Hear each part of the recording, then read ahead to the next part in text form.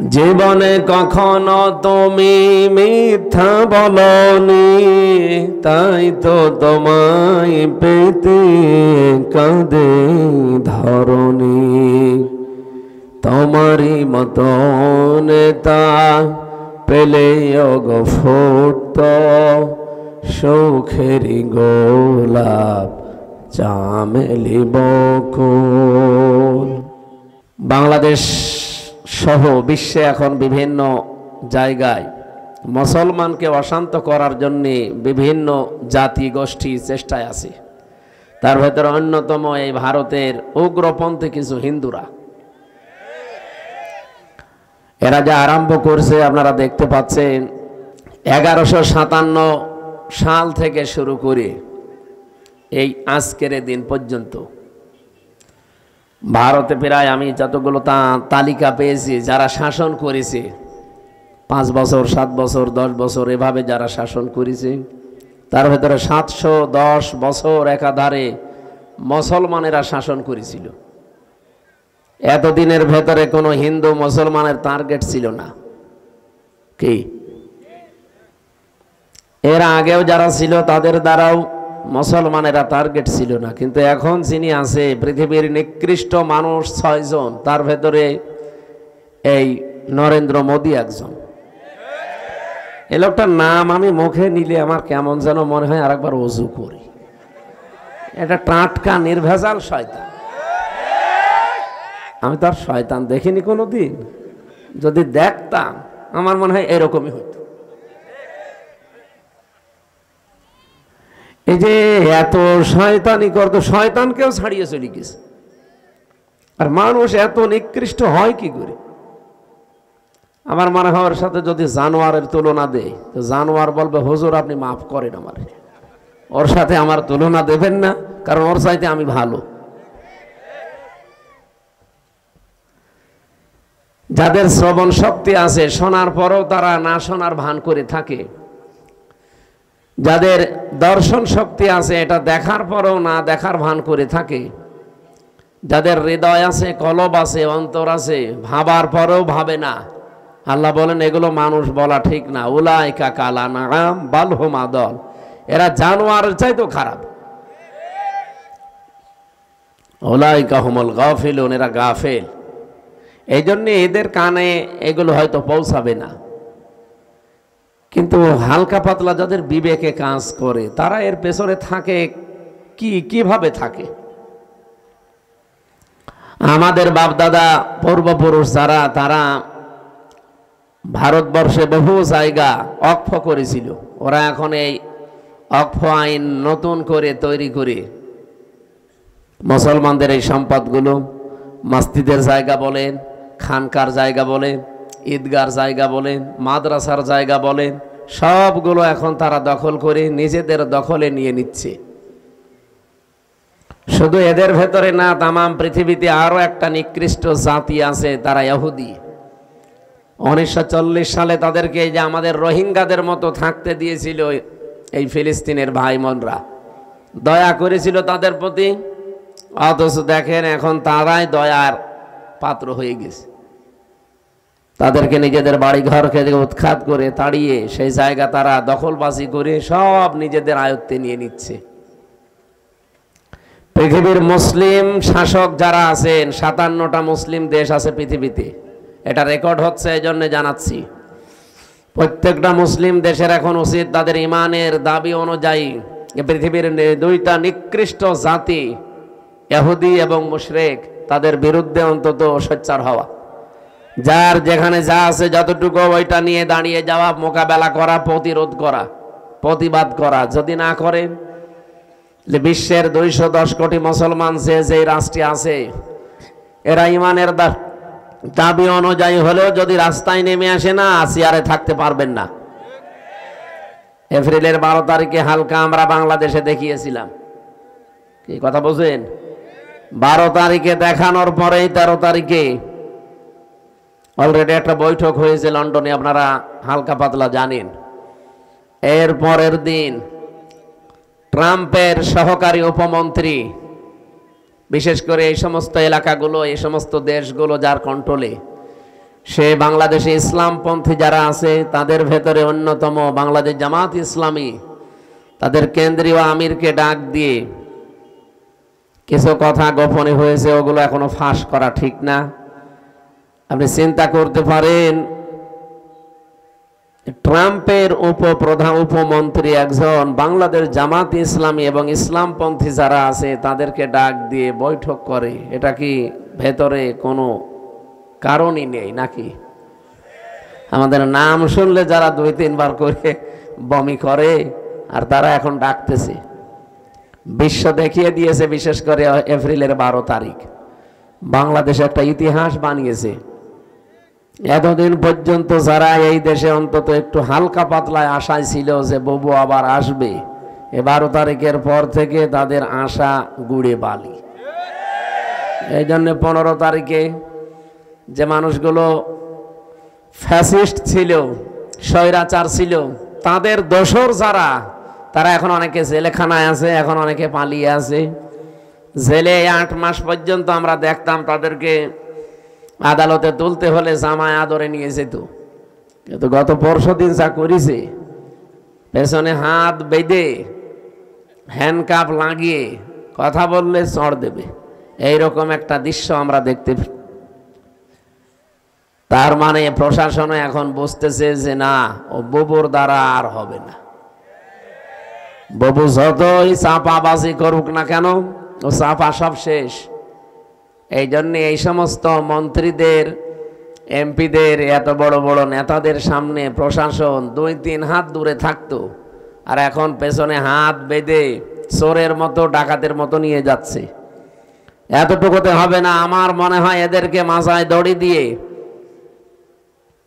ডান্ডা বেড়ি পরিয়ে আলেমদের সাথে যা করেছে এই 15.5 বছরে ওদের সাথে তাই করা দরকার।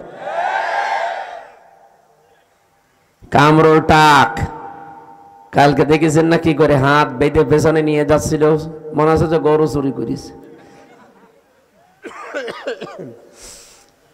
আসলে তো এগুলো চোর ছিল। আমরা চাচ্ছি এই যে এই দেশে যারা এখন খুব বেশি বেশি বলছেন যে নির্বাচন চাই, নির্বাচন চাই, প্রত্যেকে আমরা এর পক্ষে আছি। কারণ এই দেশে যতদিন নির্বাচিত সরকার না বসবে ততদিন পর্যন্ত অনেকের ষড়যন্ত্র বন্ধ হবে না। এটা বন্ধ করার জন্য নির্বাচিত সরকার মাস্ট বি দরকার। কিন্তু তার চাইতেও আগে দরকার যে 2732 জন মানুষ জীবন দিল, তাদের রক্তের অন্তত কিছু দেখানো। কেন তারা রক্ত দিয়ে গেল? কোনো কাজ নেই? আপনি কি মনে করেন আবু সাইদের জীবনের কোনো দাম নেই? মুগ্ধর জীবনের কোনো দাম নেই? রায়হানের জীবনের কোনো দাম নেই? তার জীবনও আমার আপনার মতো নিজের কাছে এরকম মূল্যবান ছিল। এখানে গল্প করেন কোন কারণে? একটা কথা বলবেন, এদিকে তাকিয়ে থাকেন।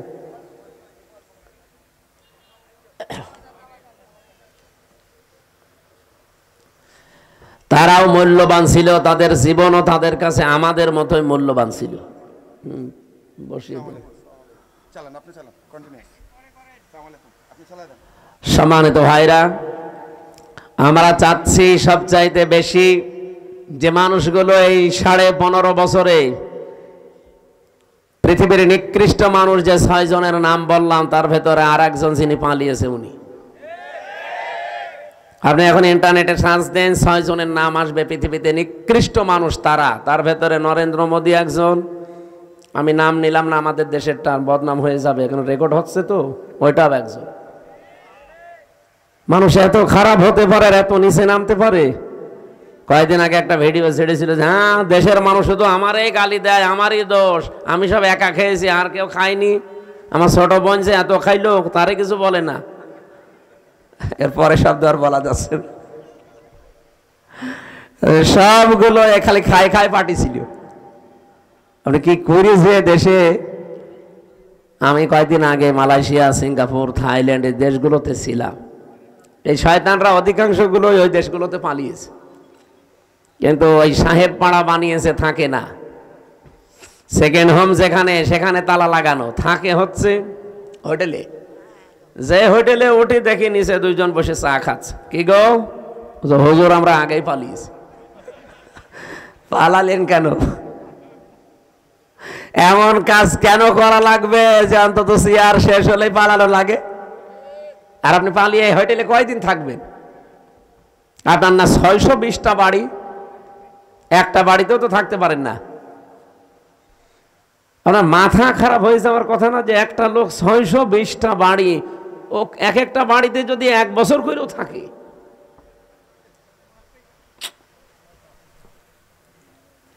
এই টাকাগুলো বাইরের দেশে পাচার না করি, এগুলো যদি বাংলাদেশে কর্মসংস্থান তৈরি করতেন।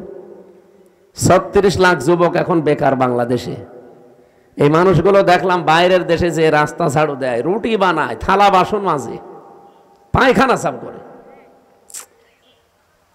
এরা দেশে টাকাগুলো পাচার না করলে এই দেশের টাকা দিয়ে সম্মানজনক কর্মজীবন তৈরি করা যেত। কিন্তু নিজের এখন আর ভোগ করতে পারছেন না। আমাদের কপালেও আপনারা আগুন লাগিয়ে গেলেন। কি ঋণ এখন জানেন? এই দেশে এখন কেউ জন্ম নিলে 1,02,000 টাকা ঋণ তার মাথার উপরে, অথচ এগুলো সব জন্য দায়ী এই 1628 জন মানুষ মাত্র। এই 1628 জন যদি ঠিক হয়ে যেত না, এই দেশটা মালয়েশিয়ার মতো ঠিক 2004 সাল থেকে দাঁড়িয়ে যেত। মালয়েশিয়ার মতো দেশ এই বাংলাদেশের চাইতে প্রায় 5 ডবল এত বড় দেশ, অথচ এরকম সমতল ভূমি খুব কম, শুধু পাহাড় আর পাথর। এরকম একটা দেশকে মাহাতির মোহাম্মদ দাঁড় করিয়ে দিয়েছে বিশ্বের বুকে আজ। আর আমরা যে জায়গায় ছিলাম আরো নিচে নামতেছে। বলে ডিজিটাল হয়েছে। কিসের ডিজিটাল? টাল হয়ে গেছে।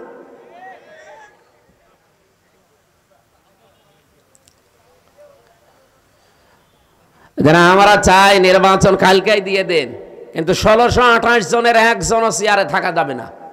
যারা জালেম ছিল, জালেমের দোসর ছিল, সবগুলো তাড়াতাড়ি নামিয়ে দেন, নতুন মানুষ ওখানে বসান।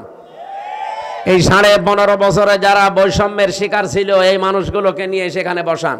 কালকে নির্বাচন দিয়ে দিন, কালকে সুষ্ঠু হবে। এই 1628 জন কারা? যারা এই 15.5 বছরে এই কাজ কারবার করেছিল। এই শুধু নাটোরের জেলার ডিসি গেছে কুষ্টিয়ায়, কুষ্টিয়ারটা এসেছে কুড়িগ্রাম, কুড়িগ্রামেরটা চট্টগ্রাম, এই পাল্টিয়েছে। এখনো পর্যন্ত জালেমদের যতগুলো বিচারপতি, জজ, সব তারাই আছে প্রায়। এগুলোকে আপনি মনে করেন যেগুলো মানুষ ছিল? এই কালকে একটা বিচারপতির ভিডিও দেখছিলাম, ও এখনো পর্যন্ত হাসিনার গুণগান গায়। ওর নাম হচ্ছে শেখ আহমেদ জমাদার। আমার মনে হয় ওরা যদি কুকুরও দেখে, কুকুরও ঘৃণা করবে। পৃথিবীতে স্বৈরাচার যারা হয়ে যায়, তাদের কয়েকটা ক্ষতি সামনের সম্ভাবনা দেখা দেয়। তার 1 নম্বরে পৃথিবীর প্রত্যেকটা সৃষ্টির ভেতরে আল্লাহ একটা ঘৃণা তৈরি করে দেয় তার প্রতি। আপনি তামাম দুনিয়া এখন খোঁজ নিয়ে দেখেন, দুনিয়াতে যারা এখনো স্বৈরাচার আছে, তাদের প্রতি শুধু আমরা না, পৃথিবীর যত সৃষ্টি আছে সবার ভেতরে ঘৃণা তৈরি করে দিয়েছে কে? বলুন। 2 নম্বরে ওরা যখন মারা যাবে দুনিয়া থেকে, ওদের জীবনের কোনো ভালো কাজ আল্লাহ কবুল করেনি। আর সর্বশেষে যদি ভালো হতেও চায়, আল্লাহ সেই লাইন বন্ধ করে দেয়। আপনি ফেরাউনের দিকে তাকানো, কিন্তু শেষ কথা এটা বলেছিল, আন্নাহু লা ইলাহা ইল্লাল্লাযী আমানাত বিহি বানু ইসরাঈল ওয়া আনা মিনাল মুসলিমিন। আমি ঈমান আনলাম ওই আল্লাহর উপরে, যার উপরে বানি ইসরাঈলরা ঈমান এনেছে। আমি তো মুসলমান, এরপরও ফেরেশতারা আমারে পানির ভেতরে চোবাই কেন? পৃথিবীর ময়দানে আল্লাহ রাব্বুল আলামিন যত স্বৈরাচারের জীবনী আমি পড়েছি, এই মানুষগুলোর বড় ক্ষতি হচ্ছে ঘৃণা তৈরি করে দেয় সৃষ্টি জগতের ভেতরে তার প্রতি। 2 নম্বরে ওর শেষ ঠিকানা, যেটা জীবনের শেষ দিন পর্যন্ত যখন ভালো হওয়ারও চেষ্টা করে, ওকে আল্লাহ আর ভালো করার রাস্তা রাখে না। এই লোকটা সর্বশেষ বলেছিল যে আমি ঈমান আনলাম, এরপরও ফেরেশতারা আমার এভাবে পানিতে চোবায়। আল্লাহ রাব্বুল আলামিন ডাক দিয়ে বলেন, আল আন, এখন, আকাদ আসাইতা ক্বাবলু ওয়া কুনতা মিনাল মুফসিদিন, এর আগে তুমি বড় সন্ত্রাসী ছিলে, স্বৈরাচার ছিলে, ফ্যাসাদকারী ছিলে। জমিনে তোমার জন্য আমার বান্দা বান্দিরা আতঙ্কে ছিল। এখান থেকে আমি তাফসিরে ফি জিলালিল কোরআনে পড়েছি, পৃথিবীতে কোনো মানুষের কারণে যদি আল্লাহর সৃষ্টি জগৎ আতঙ্কিত হয়ে যায়, ওই লোকটাকে আল্লাহ সবচাইতে বেশি ঘৃণা করে। এটা 15.5 বছর এটা বেশি ছিল। এমন এমন মানুষ আমরা দেখেছি যাদের জন্য মানুষেরা আতঙ্কগ্রস্ত ছিল। কি, আমি তো নাটোরের খবর খুব বেশি জানি না, কিন্তু শিমুল সাহেবের জানি। ওনার নাম শুনলেই মানুষ আতঙ্কিত হয়ে যেত। কি জানি না, কিন্তু ভেতরে অবশ্যই এরকম কিছু আছে। দলু সাহেবের মতো মানুষ তাই ওনার সাথে পেরিয়ে দেয়নি। আপনি চিন্তা করতে পারেন, দলু বাংলাদেশে যদি 20 জন থাকে তার ভেতরে একজন অন্তত, আর সে পর্যন্ত এর সাথে পারে না। তার মানে এই লোকটা কি আপনারা নিজেরাও ভালো জানেন। ইন্নামা নুমলি লাহুম লিয়াজদাদু ইসমা। মানুষ যখন পাপ করতে করতে সীমা ছাড়িয়ে যায়, আল্লাহ পাক বলেন আলাহুম আযাবুম মুহিন, তার জন্য অপমানজনক নেককার শাস্তি, নেককার অপমানজনক শাস্তি আমি একটার পর একটা রেডি করে রাখি। কোরআনের 2টা আয়াত আমার কয়েকদিন আগে আমার নজরে এসেছে। এর আগে আমি বহুবার পড়েছি, কিন্তু এইটা এইভাবে যে আছে আমি জানতাম না। বাংলাদেশ সহ বিশ্বের যতগুলো দেশে আমারে নিয়ে গেছে, আমি যেহেতু একটা বড় গ্রুপে ছিলাম, আকিস গ্রুপে,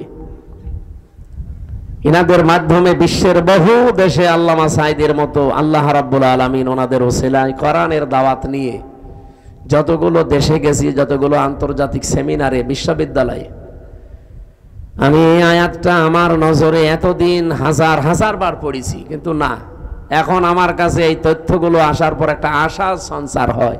সূরা আলাম নাসর 5 এবং 6 নম্বর আয়াত একটু ভালো করে শোনেন, দেখেন আপনার কাছে একটা অন্যরকম অনুভূতি আসবে। কোরআনের কথা কোনো মিথ্যা নেই, 100% সত্য, নাকি 98%? হ্যাঁ,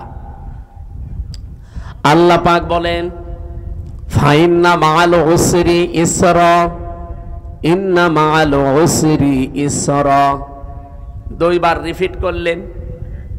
আর উসরুন মানে কষ্ট, এই শব্দের আগে আল্লাহ পাক দিয়েছেন আলিফ লাম। কোন শব্দের আগে আলিফ লাম আসলে 4টা অর্থ বের হয়। 1 নাম্বার, এটা নির্দিষ্ট করার জন্য, এটা মারেফা। এর আগে আল্লাহ মা দিয়েছেন, এর আগে ইন্না দিয়েছেন, এর আগে ফা দিয়েছেন। তাফসিরে মুফাসসিরিন ইকরাম 42টার উপরে আমি বসে বসে মিলিয়েছিলাম যে দেখি কোনটার কি বক্তব্য আয়াতের ব্যাপারে। আমার আশ্চর্য লেগেছে, ফি জিলালিল কোরআন মুফাসসির বোঝাতে চেয়েছেন পৃথিবীতে কোনো মানুষ যদি একটা কষ্ট সহ্য করে 3টা কারণে, এদিকে তাকান, হচ্ছে না, আপনি যদি দুনিয়ায় কষ্ট পেয়ে থাকেন একটা কারণ, কয়টা? না, 3টা। কষ্ট পেলেই হবে না, কষ্ট যদি আপনি পেয়ে থাকেন 3 কারণে। আল্লাহ কষ্টের পরে কথা বলতে গিয়েছেন ইসরা, এর আগে আলিফ লাম দেয়নি, এটা নাকেরা, অনির্দিষ্ট শব্দ।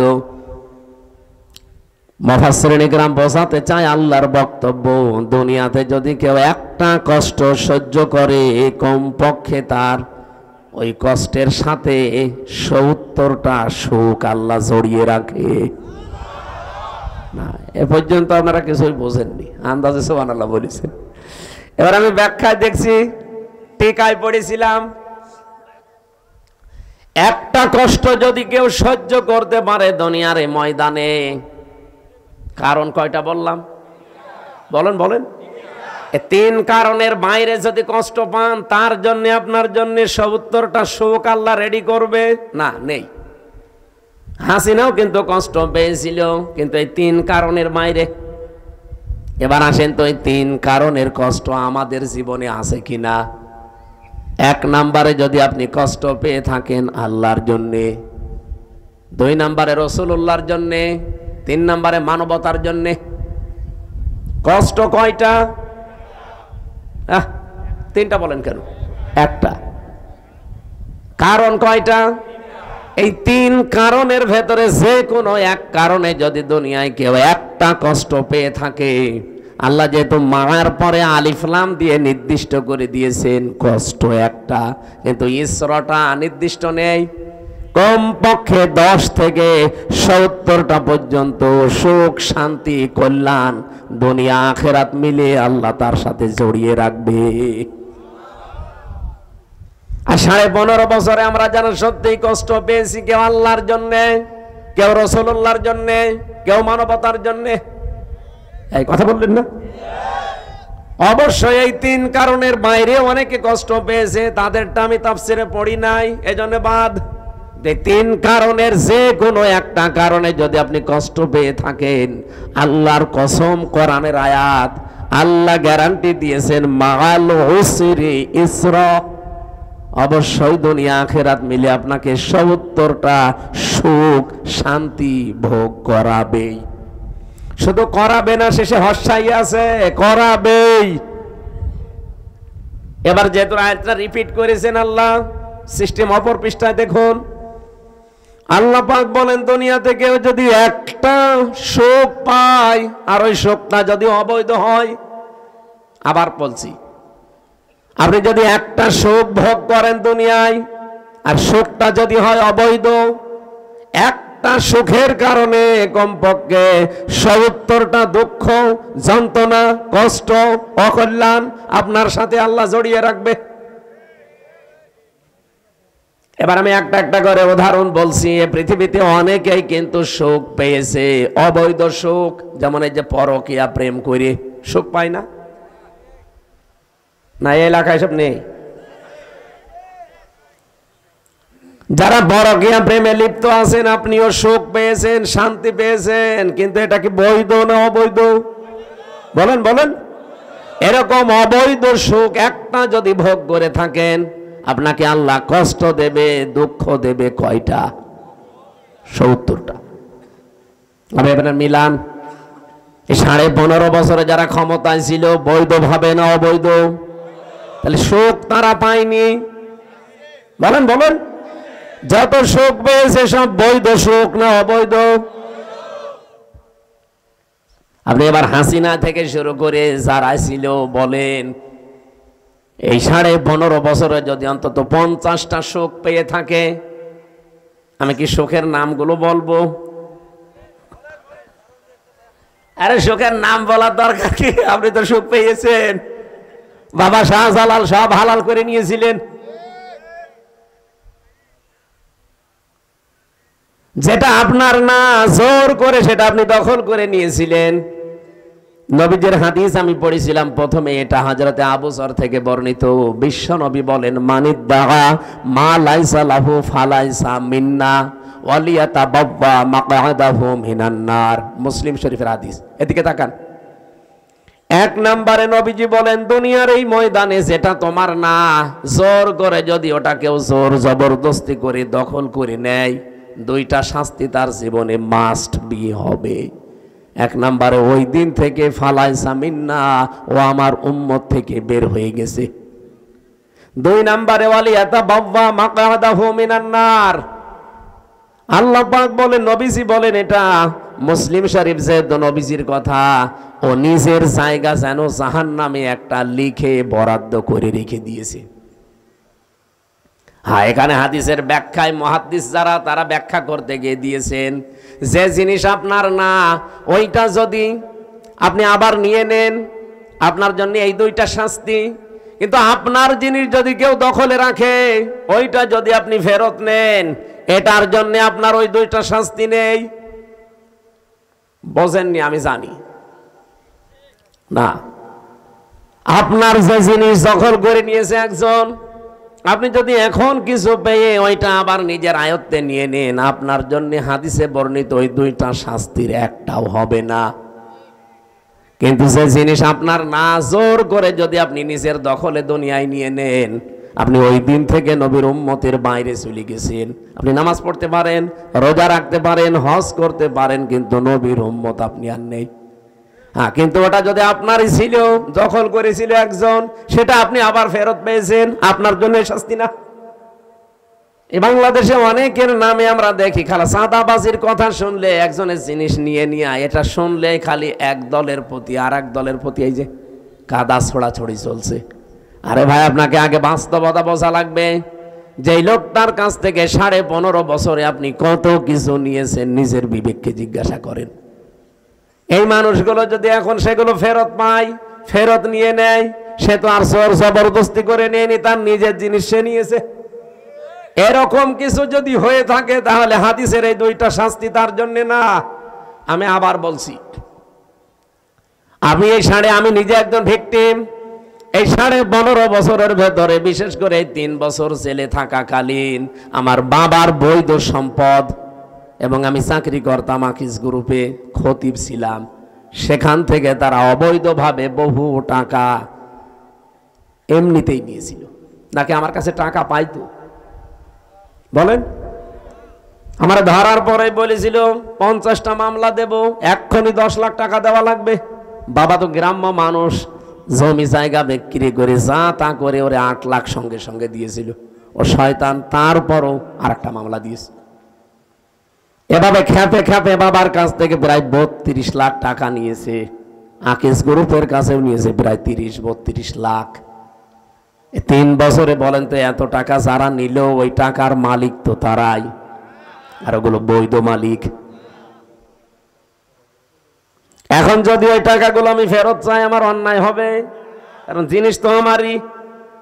আপনি তো জোর করে জবরদস্তি করে উল্টাপাল্টা মামলা দিয়ে টাকাগুলো নিলেন। এখন আপনার বিরুদ্ধে মামলা দিলে ওই টাকা যদি সরকার আমারে ফেরত দেয়, তে আমার দোষ কিসের? আমার জিনিস আমি ফেরত পেয়েছি।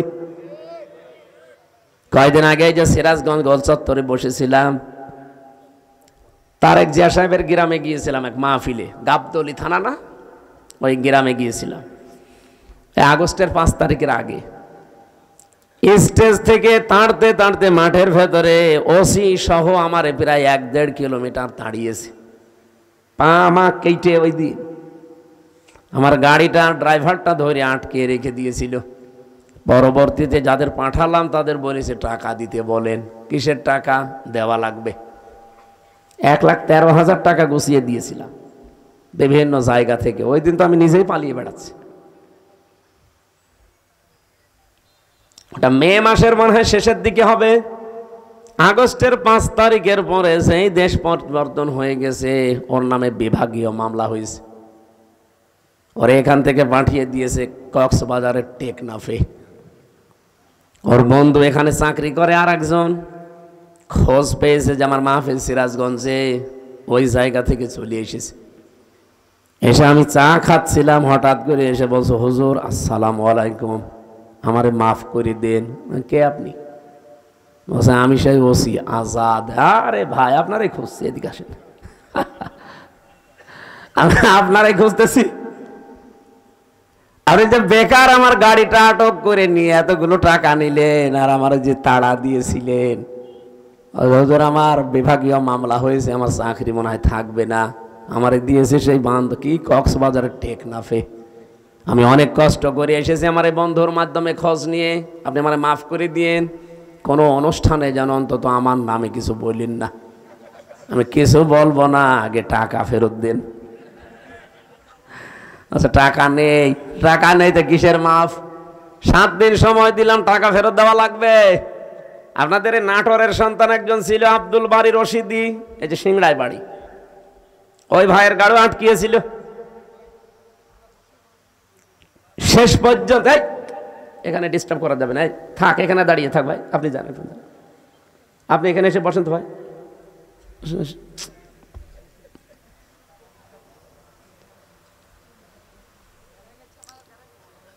কথা বলা যাবে না ভাই। ওনারে যেই বলেছে ভাই 7 দিন সময় দিলাম, টাকা ফেরত দেওয়া লাগবে, নয়তো কিন্তু আমি এখন যে ডিএমপি কমিশনার আছে সাজ্জাদ হোসেন, আমি কিন্তু জায়গা মতো বলবো, আত্মীয় আমার, হুজুর টাকা দিয়ে দেব। 7 দিন পরে 1 লাখ টাকা ফেরত দিয়েছে। বাংলাদেশের মনে হয় এটাই প্রথম ইতিহাস যে পুলিশ টাকা ফেরত দেয়। আমি তো এর আগে পুলিশ টাকা ফেরত দেয় শুনিও নি, দেখিও নি, তা আমি অলরেডি পেয়েছি। আর 13,000 হুজুর এটা মাফ করাই লাগবে, যা তোর মিষ্টি খেতে দিলাম। ওই যে পুলিশ দাঁড়িয়ে আছে। পুলিশ কারো কাছ থেকে টাকা নিলে ফেরত দেয়, এটা প্রথম ইতিহাস। এখন ওই টাকা যে ফেরত দিল, আমি কি জোর করে নিয়েছি নাকি আমার টাকা আমি নিয়েছি? বলেন। তো এইরকম করে যারা এই 15.5 বছরে বহু টাকা বিভিন্ন জায়গায় দখল করে নিয়েছিলেন, ওই টাকা এখন আমাদের ফেরত দেন। আমি আশা করছেন কি বোঝাতে চাই আপনি বুঝেছেন। সুতরাং যারা এতদিন মাল কামিয়েছেন, বাংলায় বললাম, এই টাকাগুলো যার কাছ থেকে নিয়েছেন তার ফেরত দিয়ে দিন। নাই তো সে আপনার কাছে যে নেবে তখন তার নামে আপনি বদনাম বের করবেন, উনি জোর জবরদস্তি করে, সাদাবাজি করেছে, তার জিনিস ফেরত নিয়েছে। এরকম যত জায়গায় যার জিনিস ছিল সবগুলো ফেরত নেন। ইসলামী ব্যাংক যাদের, তারা ফেরত পেয়েছে। আরো কিছু আছে, আমরা চাই সবগুলো তার ফেরত দিয়ে দেন, নিজে দুনিয়া থেকে মুক্ত হন।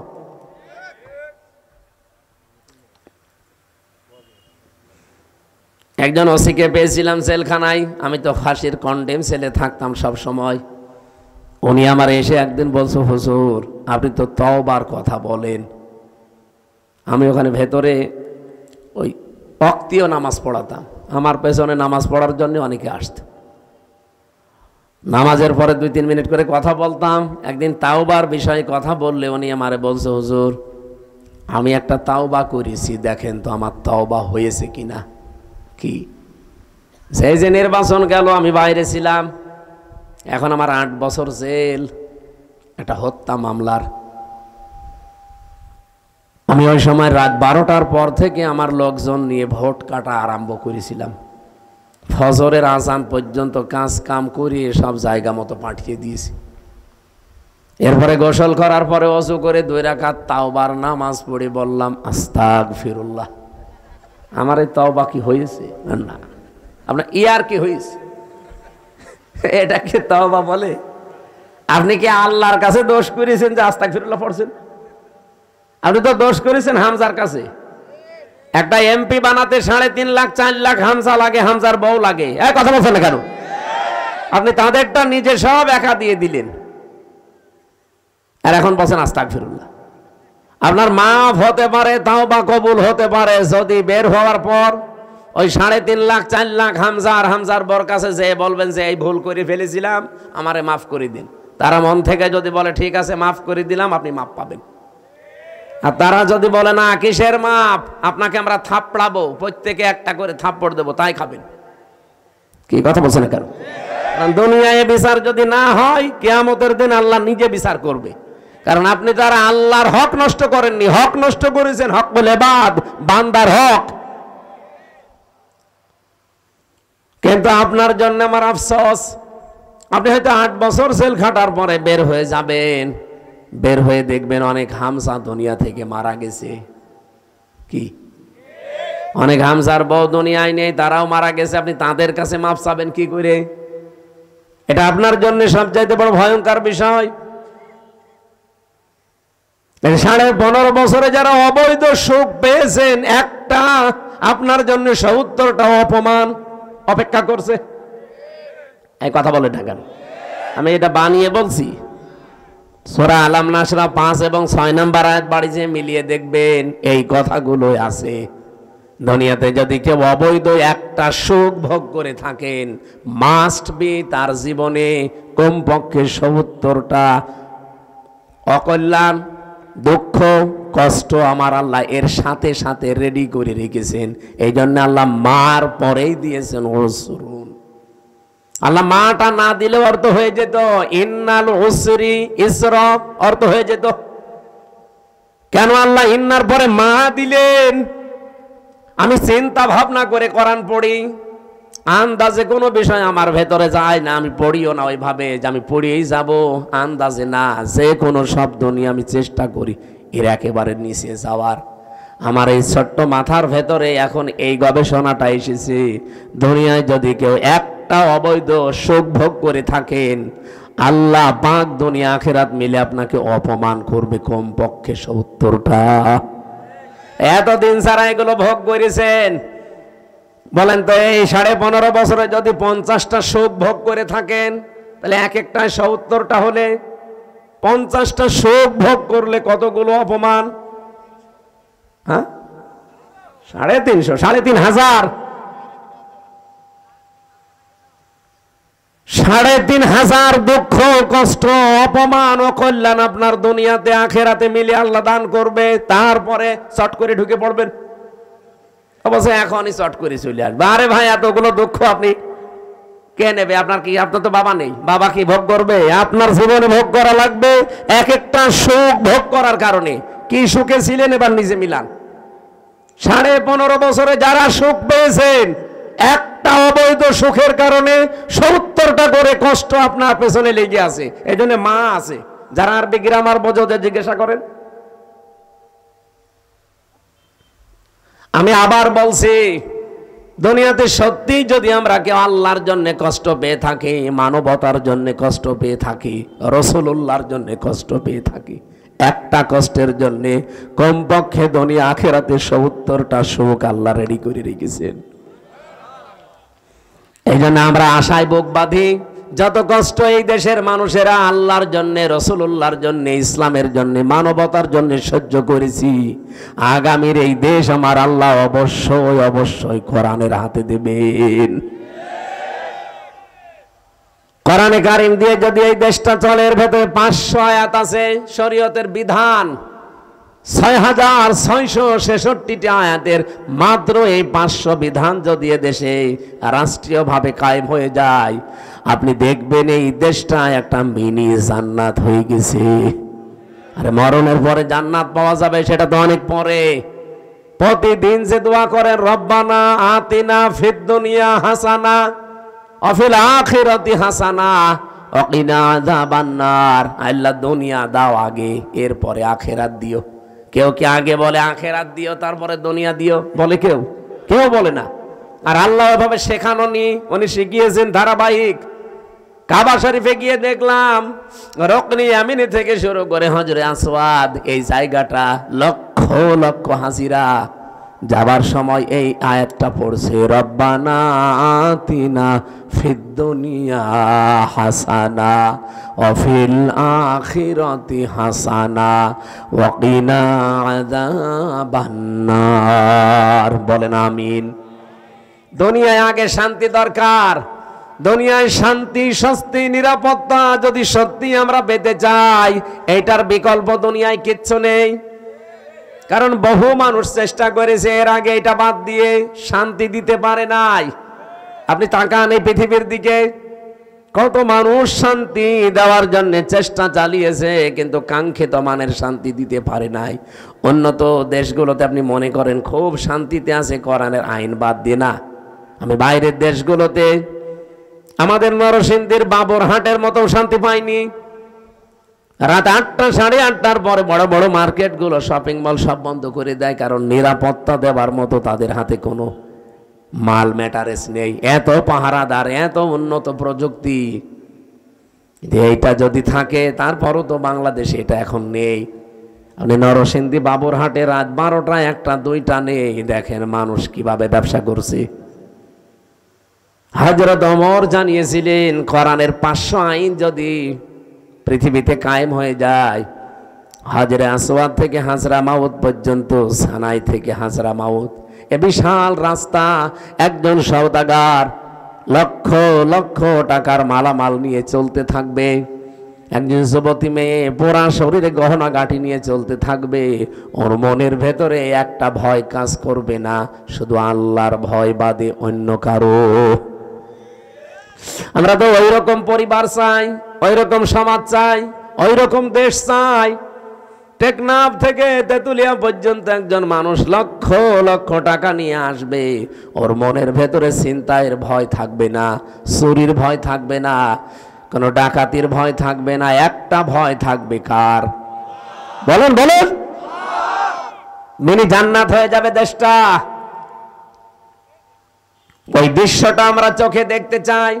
জীবনে প্রতিদিন আমার মনে হয় এই দোয়াটা আমি অন্তত সে কোনো একবার করি, আল্লাহ পৃথিবীতে কিছুই যদি তোমার কাছে কবুল না হয়, 3টা বছর বিনা কারণে জালেমদের জিন্দানখানায় বন্দী ছিলাম, কষ্ট তো কম বেশি পেয়েছি, ওরা আর আমাদেরকে আরো বেশি কষ্ট দিয়েছে। আমি তারেক জিয়া সাহেবের পিএস জনাব মিয়া নুরউদ্দিন অপু ভাই, ওনার বন্ধু গিয়াসউদ্দিন মামুন ভাই, এই দুইজনের সাথে আর আল্লামা মামুনুল হক, এই চারজন আমরা পাশাপাশি ছিলাম 3 বছরে। মিয়া নুরউদ্দিন অপু ভাই আর মামুনুল হক, এই দুইজনের যে স্যাক্রিফাইস আমার প্রতি আমি জীবনও ভুলতে পারবো না। এই জন্য যেখানে যাই আমি অপু ভাইয়ের জন্য, মামুন ভাইয়ের জন্য, মামুনুল হকের জন্য আগে দোয়া করে নেই, আল্লাহ পাক দুনিয়া আখিরাতে তাদের যেন উত্তম পুরস্কার দান করেন। বহু কষ্ট পেয়েছে লোকগুলো বিনা কারণে, বিশেষ করে অপু ভাইয়ের মতো মানুষ। এখন পরিবর্তন হয়ে গেছে যতটুকুই, কি কষ্ট দিতে মানুষগুলো। 24 ঘন্টা সিসি ক্যামেরা লাগিয়ে, 2 জন পাহারাদার আমাদের 4 জনের জন্য আলাদা বসানো, 24 ঘন্টা তালা লাগানো, ফাঁসির কন্ডেম ছেলে। মনে হচ্ছে আমরা কি করেছি। খালি ওনাদের তারেক জিয়ার সাথে সম্পর্ক আর আমাদের ইসলামের সাথে সম্পর্ক, এই তাছাড়া আমার কি দোষ পেয়েছিল বলে? আমারে মামলা দিয়েছে আমি নাকি আনসারুল্লাহ বাংলা টিমের প্রধান, কি অসাতা আমি জানি না। সেই ভুয়া মামলা দিয়ে 3 বছর রেখে দিল। আরে জেলে দিলেও তো থাকা যায়, নাটোরে তো জেলখানা, জেলা কারাগার গুলোতে থাকা আর বাড়িতে থাকা প্রায় সমানই। কিন্তু আমাদের এই গেছিল হাই সিকিউরিটি জেলে, ফাঁসির সেল, কন্ডেম সেল, ওর ভেতরে আবার 24 ঘন্টা তালা লাগানো। কিছু পড়তেও দিত না। একবার এক কারারক্ষী দেবদুলাল বললাম যে স্যার একটা বই নিয়ে এসে দিতে পারেন না? হুজুর আমার সুন্দর সুন্দর বই আছে, একটা নিয়ে দেব। এসে দেখি দিয়েছে বঙ্গবন্ধুর আত্মজীবনী। এটা পড়ি করবো কি? না, অনেক জ্ঞান আছে এর ভেতরে। পড়েছিলাম, ওরাটা কি করবো, কোনো বই নেই তো, সারাদিন সারা রাত ওই বই। কয়েকদিন পরে দেখে আবার দায়িত্বে এসেছে, বললাম যে ওই বই শেষ হয়ে গেছে, আর একটা ভালো বই নিয়ে এসে দেন। এবার নিয়ে এসে বঙ্গবন্ধুর ছেলেবেলা। তা আপনি আর বই পান না? বলছে ওখানে বঙ্গবন্ধু কর্নারে শুধু এই বই আছে। পরের দিন আর একটা বই দিল, বঙ্গবন্ধুর চীন সফর। রাগ করে বললাম আপনি আর কোনো বই নিয়ে আসবেন না, আপনি যদি পারেন, হিন্দু মানুষ তো আপনার কাছে তো বলে লাভ নেই, কোনো মুসলমান কারারক্ষী অন্তত দায়িত্বে আসুক। আশরাফুল বলে একজন আসলো, ওর এখানে নাম লিখা, মনে করলাম যাক এরা আর কিছু না, হালকা পাতলা ইমান তো আছে। বললাম যে ভাই আপনি একটু তাফসির নিয়ে এসে দেন তো। সারাদিন এই বসে থাকা, 24 ঘন্টা তালা লাগানো, আপনি তো সূর্যের আলোও নিতে দেন না। আল্লাহর ইশারা 2টা তাফসির নিয়ে এসেছে দেখি, ফি জিলালিল কোরআন আর তাফহিমুল কোরআন। এ পৃথিবীতে 42টার উপরে তাফসির আছে, সবচাইতে বেশি আমি ভালোবাসি এই 2টা তাফসিরকে, আর আল্লাহও মিলিয়ে দিয়েছে এই 2টায়। ওখান থেকে বসে বসে যতগুলো বিষয় আমি নোট করেছিলাম, ওরা তো লিখতে দেয়নি, ভালোভাবে চুরি করে করে যা করেছিলাম ওইটা আজকের তেলাওয়াতকৃত আয়াতের ভেতরে হালকা আছে। আমরা এবার কোরআন থেকে আরম্ভ করি নাকি কষ্ট হয়ে যাচ্ছে, একটু বেশি সময় হয়ে গেল। জবান খুলে সূরা মুলকের 2 নাম্বার আয়াত, মাত্র একটা আয়াত পড়েছি। এ মাথার ভেতরে আয়াত নিয়ে যত কথা সাজানো আছে, সারা জীবন যদি বলা যায় তাও শেষ হবে না, এত কথা আছে আয়াতে। আমরা তাফসির আকারে পড়বো এবং তাফসির আকারে বলবো ইনশাআল্লাহ। জবান খুলে কোরআনের সোনালী আয়াত পড়েন। আউযু বিল্লাহি মিনাশ শাইতানির রাজিম। বিসমিল্লাহির রহমানির রহিম।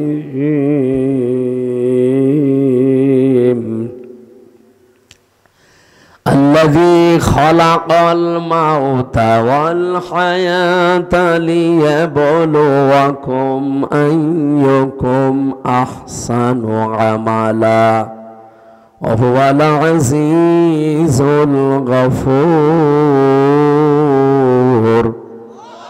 صدق الله العظيم। কোন সূরা জানো?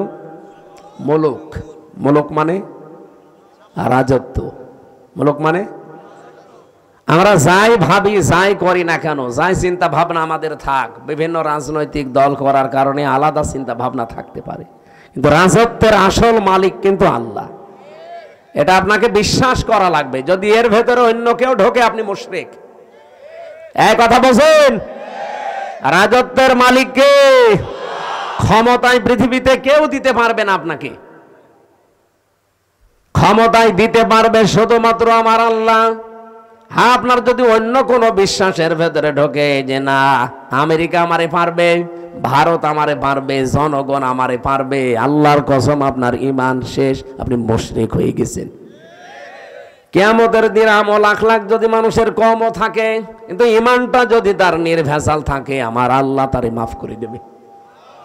কিন্তু আমল আপনি গাড়ি গাড়ি করেছেন, কিন্তু ঈমানের ভেতরে যদি ভেজাল থাকে, ওয়াকাদিমনা ইলা মা আমিলু মিন আমালিন ফাজআলনাহু হাবাআম মানসুরা। এই পৃথিবীতে কোনো মানুষ যদি শিরিক যুক্ত আমল নিয়ে আল্লাহর কাছে হাজির হয়, যে এই দেখেন ওর আমলটা দেখার পরে আল্লাহ ধুলি কণার মতো ওর মুখের উপরে নিক্ষেপ করবে। আল্লাহর এক বান্দা আয়াতটা নিয়ে চিন্তা করছিলেন। এক বাজারে গেছে বাজার করার জন্য, হঠাৎ বাজারওয়ালা দোকানদারকে 100 টাকার একটা নোট দিয়ে বাজারগুলো সদাইগুলো দিয়ে দেন। উনি এভাবে উলট পালট করে বলছে, হুজুরে টাকা চলে না, অচল টাকা, এর মাঝে যে একটা দাগ থাকার দরকার ওটা নেই, এটা জাল টাকা, ভেজাল, আপনি নিয়ে যান, অন্য সময় দিয়ে যাবেন। যেই বলেছে এটা জাল অচল, উনি সেন্সলেস হয়ে গেছে। লোকজন এসে বলেছে, দোকানদার এই লোকটাকে মেরেছেন। বলছে না, আগে ওর হুঁশ ফেরান। পানি দিয়ে বাতাস দিয়ে যখন হুঁশ ফিরিয়ে এসেছে, ওরে জিজ্ঞাসা করছে, ভাই আপনি অজ্ঞান হয়ে গেলেন কেন? লোকটা বলছে, দেখেন ওকে আমাকে কিচ্ছু বলে নাই, মারিও নাই, বকা বকিও করে নাই, শুধু টাকা দিয়েছিলাম। টাকাটা উলট পালট করে বলছে এটা জাল টাকা, অচল, চলে না। আমার জীবনে একটা ধাক্কা লেগেছে যে আমারও তো একটা টাকার নোট আছে, তার নাম হায়াত। তার নাম কি বলেন বলেন? আমার তেলাওয়াতকৃত আয়াতের দ্বিতীয় শব্দই কিন্তু এইটা, আল্লাযী খালাকাল মাউতা ওয়াল হায়াতা। আল্লাহ বলেন আমি তোমাদের মউত আর হায়াত বানিয়েছি। লোকটা ডাক দিয়ে বলছে, আমারও একটা হায়াত আছে, একটা নোট আছে টাকার, তার নাম এই 50, 60, 70 বছরের হায়াতের জিন্দিগি। আমি যদি এখনই মারা যাই, রব্বুল আলামিন যদি আমার হায়াতটা হাতে করে বলে, বান্দা এটা অচল, চলে না। এর ভেতরে শিরিকের কিছু দেখতে পাচ্ছি, এর ভেতরে মানুষ ঠকানো আমল দেখতে পাচ্ছি। এইরকম ভেজাল আমল দিয়ে, এরকম ভেজাল জীবন দিয়ে আমার জান্নাতে যাওয়া যাবে না। এই চিন্তা করে আমি সেন্সলেস হয়ে গেছি। ও নাটোরবাসী, আমরা কোথায় আছি বলেন তো? তারাও তো মানুষ ছিল। কুল্লু নাফসিন যায়িকাতুল মাউত ওয়া ইন্নামা তুওয়াফাউনা উজুরাকুম ইয়াউমাল কিয়ামাহ। সূরা আলে ইমরান 4 নাম্বার পারা 13 নাম্বার পৃষ্ঠা 13 নাম্বার লাইনের 185 নাম্বার আয়াতের প্রথম অংশে আছে। এটা তাফসিরে ইবনে কাসিরে পাবেন। রব্বুল আলামিন বলেন প্রত্যেকেই কিন্তু মারা যাবে। এই এদিকে তাকান, এখানে যারা আমরা আছি খুব বেশি হলেও আর 60 বছর 70 বছর, খুব বেশি হলেও 100 বছর পরে একজনও থাকবেন না। নতুন মানুষ এই জায়গায় এসে জমিন চাষ করবে, কথা বলেন না কেন? তার মানে 100 বছর পরে আমরা যারা এখানে আছি, নারী পুরুষ সবাই কবরের বাসিন্দা। মাত্র 100 বছর। আর যদি 200 বছর পরে আপনি এই নাটোরের এই জাঠিয়ান এলাকায় এসে যদি বলেন এই বাড়ি আমার, ওই বাড়িতে ওই সময় যারা বসবাস করবে তারা আপনাকে চেনে না, কি? আর আপনিও তাদেরকে চেনেন না, কিন্তু বাড়ি ঘর আপনার, আপনি চিনতে পারছেন। এখন এসে যদি বলেন এই বাড়ি আমার, আল্লাহর কসম আপনাকে ঢুকতে দেবে না। আমি আমার নিজেরটা বলছি, এই যে কোরআন আমার সামনে, আমি জেলখানায় গিয়ে এগুলো আরো বেশি উপলব্ধ করতে পেরেছি, কারণ একা একা থাকতাম। আমার বাবার নাম রিয়াজউদ্দিন, তার বাবার নাম জাহান আলী, তার বাবার নাম নমাজ আলী। এরপরে আমি আর চিনি না, সত্যি কথা বলছি, এরপরের পুরুষ আমি আর চিনি না। আর আমি নমাজ আলীকে দেখি নাই, আমি জাহান আলী পর্যন্ত দেখেছি। এখন এই নমাজ আলীর বাবা মাত্র 70-72 বছর আগে মারা গেছে। এই লোকটা এখন যদি এসে বলে কুষ্টিয়ায় এই 2 তলা বাড়ি আমার, এই ভিটা আমার, ওর দাঁত মুখ খুলে ফেলবো না? যে ভণ্ডামি করা যায় কাপড়? কিসের নমাজ আলীর বাপ আপনি? আমি তো নমাজ আলীকে চিনি না। এক কথা বলছেন না কেন? বলেন তো আমার বাবা রিয়াজউদ্দিন, জাহান আলী, নমাজ আলী, তারপরে আমি চিনি না। আমি তাও 3 পুরুষ পর্যন্ত বললাম। এ ভাইরে জিজ্ঞাসা করেন তো, 3 পুরুষও পারবে না? 2টা পারবে মনে হয়। তাহলে ওনার 3 পুরুষের আগে 4 নাম্বারটা যদি এখন এসে নাটোরে ওনার বাড়িতে বলে যে এটা তো আমার বাড়ি ছিল, আমি এখানে থাকতে চাই, কসম আল্লাহর যত বড় দাড়ি হোক ও বাড়ি উঠতে দেবে না। বলবো আপনার জায়গা না থাকলে মসজিদে থাকেন, সকালবেলা চলে যান। এই যে পাশের জেলা রাজশাহী, 3 দিন আগের ঘটনা কি ঘটেছে দেখেছেন? 4টা ছেলে মেয়ে লোকটার, অথচ ট্রেনের নিচে মাথা দিয়ে মরে গেল। 4টা ছেলে মেয়ে, 8 মাস আগে তার বউটা মারা গেছে। না, আমি শুধুমাত্র ওই ছেলে মেয়েকে দোষ দেই না, ওই বাবারও দোষ আছে। কারণ কোরআনে কারিমের যে নির্দেশগুলো ছিল সন্তান হওয়ার পরে 11টা, আপনি খালি জন্ম দিয়ে ছেড়ে দেবেন তা না। ওই 4টা ছেলে মেয়েকে যদিও কোরআনে বর্ণিত 11টা শিক্ষা দিত, যেই বৌমা 2টার কারণে লোকটা আত্মহত্যা করলো, ওই রকম বউ ছেলেরা 14টা বাদ দিয়ে দিত। আমাদের জাতির পিতা হযরত ইব্রাহিম আলাইহিস সালাম তার সন্তান ইসমাইলকে বলেছিলেন যে তোমার ঘরের চৌকাঠটা পাল্টিয়ে ফেলো, তার মানে তোমার এই বউর আচরণ ভালো না, এরে পাল্টিয়ে ফেলো। উনি কিন্তু বুঝে ফেলেছিলেন যে বাবার মনে দুঃখ দিয়েছে। এই জন্য এখানে একটা মাসলা বের হয়, আপনার বাবা যদি ইসলামী কোনো কারণে আপনার বউ বাদ দিয়ে দিতে বলে, বাবার কথা অনুযায়ী বউ বাদ দেওয়া জায়েজ আছে, কিন্তু 4 কারণে। আপনি বাবা ওই যে যৌতুকের টাকা পাইনি এই জন্য বাদ দিতে বলছে, ওই রকম বাবার কথা মানা যাবে না। এরকম বাবা আছে না, যে চাহিদা ছিল সে পর্যন্ত হয়তো পূরণ করতে পারেনি।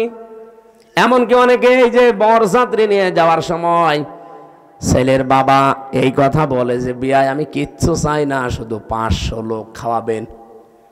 আপনি কি ফকির নাকি? আর বরযাত্রী যাওয়ার এই সিস্টেমটা বন্ধ করা দরকার। এটা ইসলাম না, এটা হিন্দুদের কালচার। কোথায় পেয়েছেন এই সিস্টেম?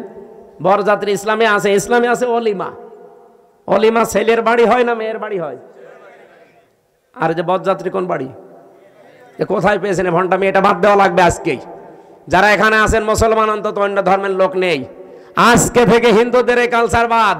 কোন বাড়িতে কেউ বরযাত্রীর দাওয়াত দিলে যাবেন না। বলে না ও হারাম, আমি খাবো কোন কারণে? কারণ মেয়ের বাবা যদি মন থেকে আপনাকে কিছু না দেয়, যা নেবেন একটা পান নিলেও পানটাও হারাম। আর আপনি মরণের খাওয়া খান, যে 10 পিস করে গোস্ত খায়, তারপরও বলে না কিছুই হয়নি। তোর হবে কি করে? ও তো রাক্ষস। বরযাত্রী যাওয়া যাবে? গিয়েছেন কোনদিন? এটা বন্ধ করা লাগবে। অলিমা করবেন, অলিমা করা যায় যাচ্ছে। আমি এই কথাটা 3-4 বার বলতাম না, কারণ আমার ছেলে নেই, আমার 3টা মেয়ে, আমার আবার বাঁচা লাগবে না। যদিও ইসলামেও আছে, তারপরও আমার নিজেরও বাঁচা লাগবে ভাই। বারবার করে বলছি বরযাত্রী যাওয়া, অলিমা করা হয় ছেলের বাড়িতে, ছেলের বাবারা বুঝুক না। এই যে এই লোকটা ট্রেনের নিচে মাথা দিয়ে মরে গেল, এই যদি ছেলে মেয়েকে আল্লাহর পরে মা বাবার স্থান, এটা যদি কোরআন থেকে হাদিস থেকে ছোটবেলা থেকে শেখাতো এই দিনটা, তাহলে এই 2টা ছেলে ওর বউ দরকার হয় বাদ দিয়ে দিত, তারপরও বাবাকে ভাবে বাড়ি থেকে বের করে দিত না।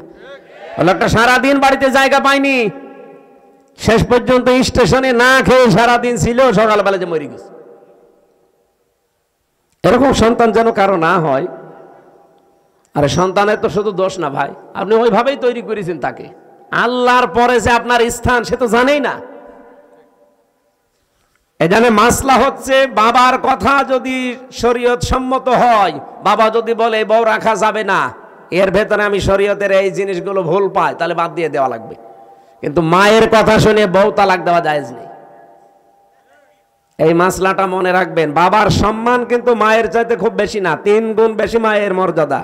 কয় গুণ? কিন্তু মায়ের কথা শুনে কেউ বউ তালাক দেওয়া জায়েজ নেই, কারণ শাশুড়ির সাথে আর বৌমার সাথে সম্পর্ক মেয়ে আর মায়ের মতো জীবনও হয়নি, হবেও না। আর যেখানে হয় সেটা একেবারে সোনায় সোহাগা। শাশুড়ি যারা এসেছেন বৌমা যদি আপনার ছেলেকে ভালোবাসে বেশি, তার সাথে অন্তত অন্তরঙ্গ থাকে বেশি, অনেক শাশুড়ি বলে আমার বৌমা আমার ছেলের দখল করে ফেলিছে। আরে আপনার তো নামাজের সেজদায় পড়ে শুকরিয়া আদায় করা দরকার যে আপনার ছেলে অন্তত শুধু বউ নিয়ে ব্যস্ত থাকে, অন্য জায়গায় লাইন করে না। ছেলের সুখের জন্য একটু ছাড় দেওয়া যায় না? এখানে যারা শাশুড়ি বসে আছেন অবশ্যই আপনাকে ছাড় দেওয়া লাগবে, কারণ আপনার ছেলের সুখের জন্য 10 মাস 10 দিন আপনি কষ্ট করেছিলেন, 22 থেকে 25 বছর একাধারে কষ্ট করলেন। এখন আরেকজনের হাতে অন্তত সে আছে, তার সুখের জন্য একটু স্যাক্রিফাইস করা লাগবে আপনাকে। এরকম শাশুড়ি আমরা চাই, এরকম মা আমাদের দরকার নেই। এই মার এদিকে মন পাওয়া যায় না, ওদিকে বর মন পাওয়া যায় না, শেষে আমরা রোগী হয়ে যাই। এরকম পরিবার দেশে নেই, বলেন নেই না? সম্মানিতা শাশুড়ি যারা আছেন, আপনাদের আমি হাতে পায়ে ধরে বলছি, আপনার বৌমার সাথে আপনি মেয়ের মতো ব্যবহার করেন। পরিবারে হানকা শান্তি আনতে হলে এটা আপনার লাগবেই। খালি খাই খাই নাই নাই এ করে করে এই যে অশান্তি তৈরি করে রাখেন ছোটখাটো জিনিস নিয়ে। হয়তো বৌমার জন্য 1000 টাকার দিয়ে একটা শাড়ি কিনেছে, মায়ের জন্য 800 টাকা দিয়ে, 200 টাকা কম বেশি এই ঝগড়া চলছে। আমি কি বেশি বলে ফেললাম? এরকম পরিবার দেশে নেই? আপনি মনটা উদার করতে পারেন না যে আমি তো সারা জীবন অন্তত ভোগ করেছি, এখন যুবতী মেয়ে ওরা করুক। আর আপনার বাইরের মানুষ তো আপনার ছেলের অন্তরঙ্গ, একটু শান্তিতে থাকলে আপনার ছেলেও শান্তিতে থাকবে। আমি বহু পরিবার এরকম অশান্তি দেখি শুধুমাত্র এই শাশুড়ির ছোট মনের কারণে। নাকি নাটোরে আমার মনে হয় বেশি বলা হয়ে গেল। আছে এরকম মানুষ, আমি জানি। সম্মানিতা মা বোন যারা এসেছেন, বিশেষ করে পুত্রবধূ, আপনি আর 100 বছর পরে বললাম তো থাকবেন না, আল্লাহর কসম, দুনিয়া যেহেতু থাকার জায়গা না, শাশুড়িকে নিজের মায়ের মতো ভাবতে শুরু করেন আজকে থেকে। তো মুরব্বী মানুষের কিছু উল্টা পাল্টা হতেও পারে, নিজের মা বাবা ভুল করলে তো মাফ করে দেন। আর অন্যের মা এখন মনে করছেন শাশুড়ি তো আমার মা না, কিছু হলে স্বামীর কানে তুলে দেন, তার মনটাও তো খারাপ হয়ে যায়। আর আমি নিজে একজন স্বামী, যত স্বামী এখানে বসে আছে প্রত্যেক স্বামীর পক্ষ নিয়ে বলতে পারি, আপনি যদি সত্যি আমার মন চান, আমার মাকে বাবাকে নিজের মা বাবার মতো আপনাকে মনে করা লাগবে, নাই তো জীবনও আপনি আমার মন পাবেন না। হয়তো উপরে আপনাকে ভালোবাসবো আমার ছেলে মেয়ের কারণে, কিন্তু জীবনও আপনি আমার মন পাবেন না। আশা করছি এটা একটু ছাড় দেবেন, নিজের মা বাবার মতো আপনি মনে করে দেখেন, দেখেন পরিবারটা একটা মিনি জান্নাত হয়ে যাবে। বিশ্বনবী জানিয়েছেন, পরিবার যখন কোন স্ত্রী লোক মারা যায় এ অবস্থায় যে তার স্বামী তাকে দেখে বলে যে না, আমার বউ কিন্তু সত্যি আমার মন মতো ছিল। নবীজি বলেন, এই স্বামী স্ত্রীর লাশ দেখে যদি গ্যারান্টি দিতে পারে ওই স্ত্রী জান্নাতি। নামাজ পড়ে নাই, রোজা রাখে নাই, পর্দা করে নাই, কথাগুলো এখানে নেই।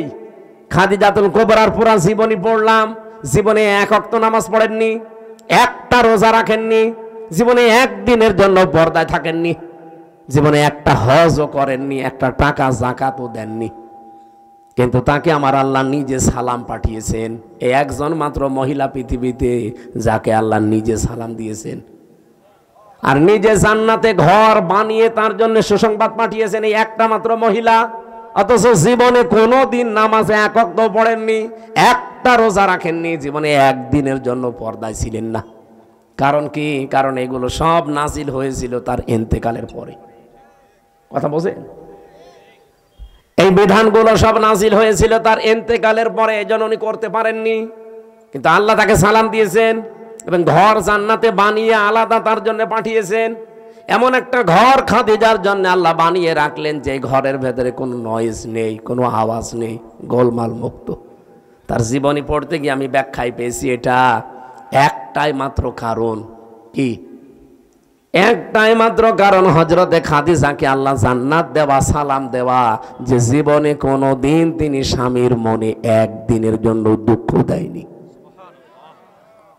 স্বামী যখন বাইরে থেকে আসতো ঘরটা নয়েজ মুক্ত রাখতেন, আওয়াজ মুক্ত রাখতেন, একটা নির্মল শান্ত পরিবেশ তৈরি করে দিতেন ঘরটায়, মনে হচ্ছে বাইরে থেকে এসে জান্নাতে আছে। আল্লাহ এত খুশি হয়েছিলেন স্বামীর এই আচরণটাই, নিজে সালাম তো পাঠিয়েছেন, আবার জান্নাতে ওরকম একটা আলাদা ঘর বানিয়ে সুসংবাদ পর্যন্ত দিয়েছে। আমি নিজে স্বামী সহ যত স্বামী এখানে বসে আছি, আমি গ্যারান্টি দিয়ে বলতে পারি, একটা স্বামী এখন হাত তুলতে পারবেন যে জীবনে কোনো দিন একদিনের জন্য আমার স্ত্রী আমাকে একটা দুঃখ দেয়নি? হাত তোলেন তো। নেই।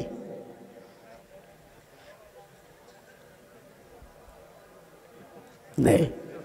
এই দুইজন তো হাত তুলতে পারে। এই ক্যামেরা এদিকে মারো না, আমি হাসির জন্য বলি নাই, চিন্তা করে দেখেন আমিও হাত তুলতে পারলাম না, যদিও ম্যাডাম মনে হয় দেখছে, যা করে করুক গা, কপালে যা আছে হবে।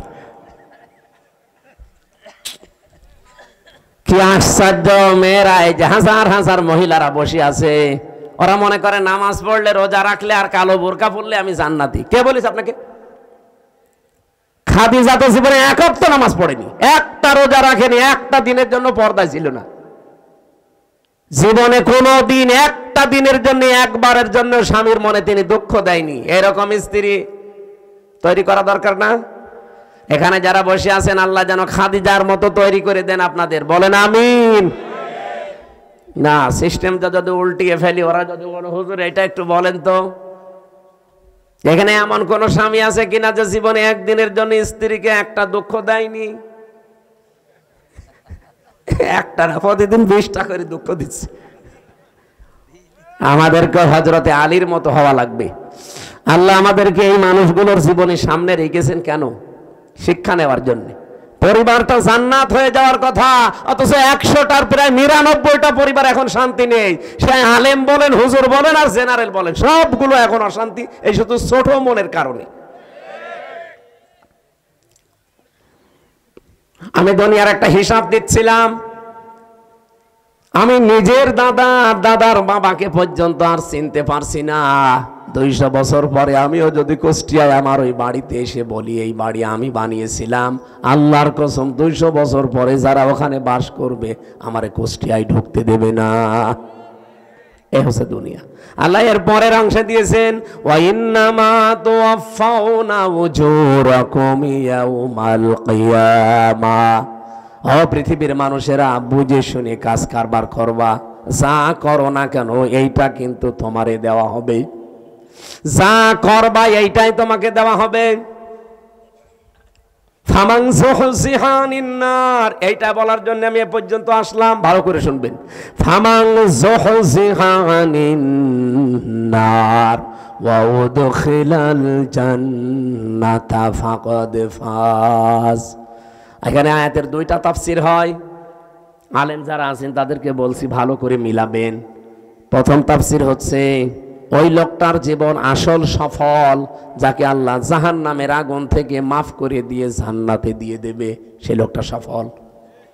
আর একটা তাফসীর হচ্ছে, পৃথিবীর ময়দানে যতদিন সে বেঁচে আছে, জাহান্নামের কাজগুলো যখন আস্তে আস্তে ছেড়ে দিয়ে জান্নাতের কাজের দিকে আস্তে আস্তে এগিয়ে যেতে পারে, তখন সে যেন মনে করে আমি সফল হচ্ছি। আগে নামাজ পড়তো না, এখন ধরেছে। আগে সুদ খাইতো, এখন ছেড়ে দিয়েছে। এরকম কাজ কারবার গুলো যখন আপনি জাহান্নামের কাজ একটা একটা করে ছেড়ে দিয়ে জান্নাতের কাজের দিকে এগিয়ে যেতে পারবেন, আপনি মনে করবেন আল্লাহ পাক আমাকে জীবন সফল করে দিচ্ছে। আপনি বলেন তো, হচ্ছে আপনার জীবন এটা? না। আগে বিড়ি খেতেন না, এখন আরো খান। আগে সুদ খেতেন না, এখন খান। এমনকি এখানেও আমার মনে হয় এমন এমন মানুষ বসে আছে, সুদের টাকা ছেড়ে দেয়, 1000 টাকা দিলে 100 টাকা বেশি দেয়। এরকম মানুষ টাকা ছেড়ে দিয়ে রেখেছে, সেই টাকা ওয়াজ শুনে যে তুলবে, এরকম মানুষ নেই। অলরেডি টাকা ছেড়ে দিয়ে এসেছে, ওয়াজ শেষ করে কালকে যে ওই টাকা তুলবে, সুদের টাকা। নাকি এলাকা এখনো শুরু হয়নি? তা কারা কারা সুদের টাকা ছেড়ে দেবেন? হাত তোলেন তো। একজু তা দাঁড়িয়েলা মানুষ। আপনি কয় টাকা ছেড়েছেন? না, যারা এগুলো ছেড়েছেন আপনি না খেয়ে মরে যান ভাই। সুদের টাকা খাওয়া আর মায়ের সাথে জেনা করার সমান। আরো জোরে বলেন নাউযুবিল্লাহি মিন যালিকা। আল্লাহ আমাদের হেফাজত করুন, আমিন। আমাল হায়াতুদ দুনিয়া ইল্লা মাতাউল গুরুর। আল্লাহ বলেন পৃথিবীর এই জমিনটা, পুরা জীবনটাই ধোঁকা, এটা পুরাটা খেল তামাশা, এটা প্রতারণা ছাড়া দুনিয়ার মানুষ কিচ্ছু না। এখনো টের পাচ্ছ না? আমি হামজা যদি এখনই এই অবস্থায় মরে যাই, আপনারা হয়তো খবর পাঠিয়ে দেবেন বাড়িতে যে হামজা মারা গেছে। আমার স্ত্রী, আমার ম্যাডামে কাঁদতে কাঁদতে বেহুশ হয়ে যাবে, আমি জানি, এত ভালোবাসি। হয়তো 2, 3 দিন, 5 দিন, 7 দিন খাওয়া দাওয়া হাফ হয়ে যাবে, খেয়ে না খেয়ে পার করবে। 4 মাস 10 দিনের ভেতরে দেখবেন সব স্বাভাবিক হয়ে গেছে। কি তাহলে আমার নিজের একা না, প্রত্যেকের জীবনে এইটা 4 মাস 10 দিনের ভেতরে ঠিক আমার শ্বশুর ম্যাডামরে নিয়ে অন্য জায়গায় বিয়ে দিয়ে দেবে। কি মাত্র 4-5 দিন সংসার করার পরে ওর বাবার কল দিয়ে বলবে, আব্বা হামজা তো আর কি ছিল, এখন যেটা দিয়েছেন এটা 100 গুণ ভালো। এই হচ্ছে দুনিয়া। আল্লাহ এইটা আমাদের বুঝিয়েছেন যে আমাল হায়াতুদ দুনিয়া ইল্লা মাতাউল গুরুর। যে হায়াত শব্দটা আছে না, এইটার ব্যাখ্যা করার জন্য আমি আয়াত পড়লাম। আপনাদের কষ্ট হচ্ছে নাকি ভাই? আর আধা ঘন্টা থাকা যাবে না? অনেক ব্যস্ত মানুষ আছে তো, এই জন্য আমি তাড়াতাড়ি করছি, এরা আবার চলে যাবে তো।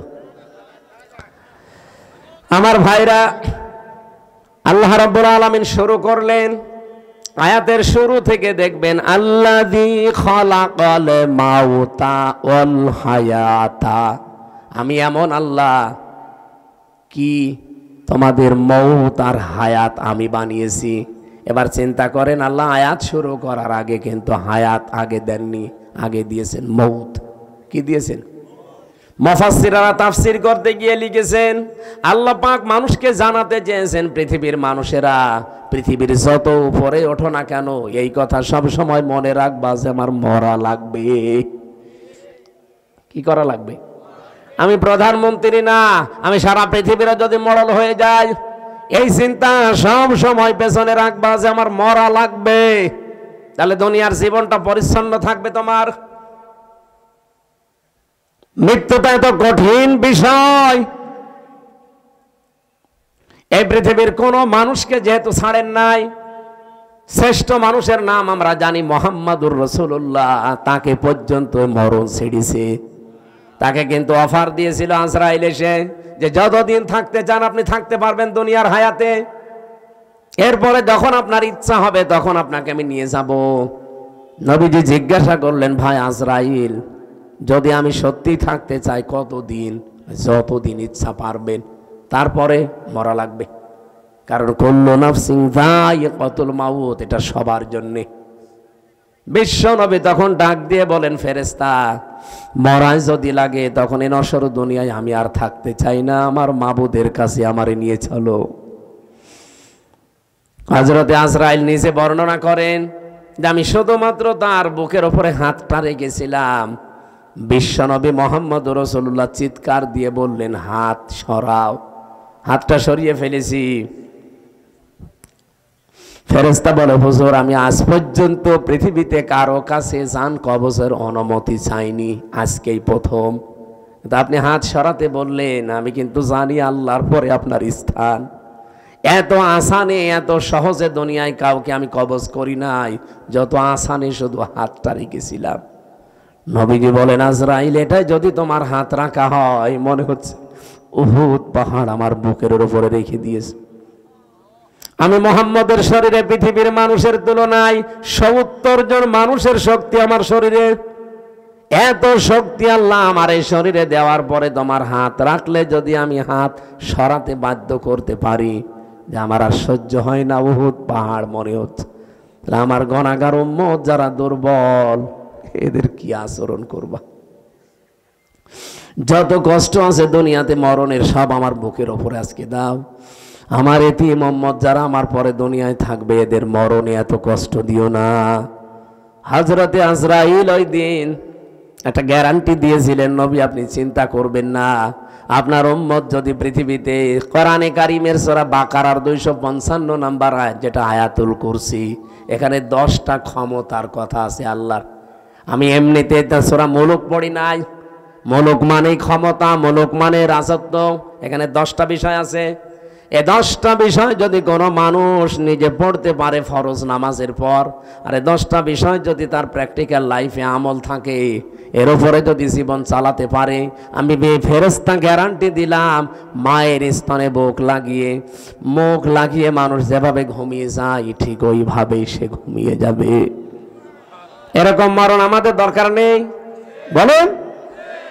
আয়াতুল কুরসিটার আমল চালাবেন, আর আপনি দেখবেন এর ভেতরে কি আছে। আমার যদি আয়াতুল কুরসির আলোচনা আজকে থাকতো, এই 10টা বিষয়ের ক্ষমতার বিস্তারিত বর্ণনা বলতাম, শুধু হাদিসটা বললাম।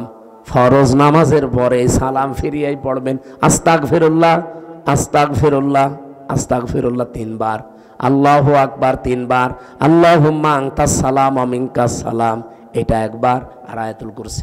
কিছু না পড়লেও এগুলো মাস্ট বি পড়বেনই। আর আস্তে আস্তে যদি এগুলো বুঝতে পারেন যে কি বলছেন, জীবনে যত বেশি সেট করতে পারবেন আপনার চলার প্র্যাকটিক্যাল লাইফে, জীবন চলার পথে, আপনি দেখবেন আপনার জীবন পরিচ্ছন্ন হতে আছে। ওই যে ফামানসু হুসিহানিন নার ওয়া উদখিলাল জান্নাতা ফাকাদ ফাজ, আপনাকে সফল আল্লাহ করে দেবে। আস্তে আস্তে জাহান্নামের কাজ আপনি ছেড়ে দেবেন, জান্নাতের কাজের দিকে আপনাকে ঠেলে ঠেলে আল্লাহ দিয়ে দেবে। আমরা এরকম একটা সুখের মরণ চাই। এরপরের শব্দ ছিল আল হায়াতা, আল্লাহ হায়াত বানিয়েছেন। হায়াত কয় প্রকার? পরা কোরআন শরীফ পড়ে আমি হায়াত পেয়েছি 5 প্রকার।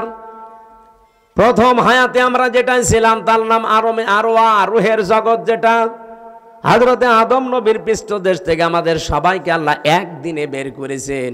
এজন্য পৃথিবীর প্রতিটি মানুষের হায়াত সমান। এখানে এই তথ্য জানেন না অনেকে। দুনিয়ায় যত মানুষের আগে এসেছে, যত মানুষ এখন আছে, কিয়ামত পর্যন্ত যারা আসবে, সবার হায়াত সমান।